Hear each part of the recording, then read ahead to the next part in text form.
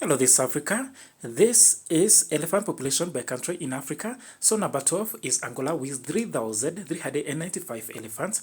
Number 11 is Uganda with 4,900 elephants. Number 10, Cameroon with 6,500 elephants. Let us now go to number 9. Number 9 is the Democratic Republic of the Congo, which has 7,000 elephants. Number 8, Gabon.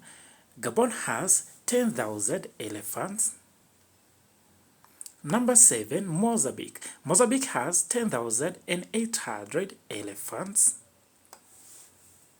Number 6, Zambia. Zambia has 22,000 elephants. Number 5, there is a correction here. South Africa has 24,000 elephants. Number 4, Kenya. Kenya has 35,000 elephants.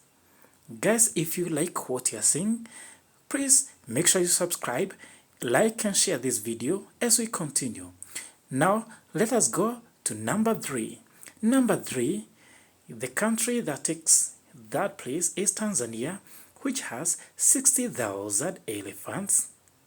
Now heading to number 2, Zimbabwe takes the second place with 100,000 elephants. And the country with the most elephants in Africa is Botswana, taking number 1 spot with 130,000 elephants.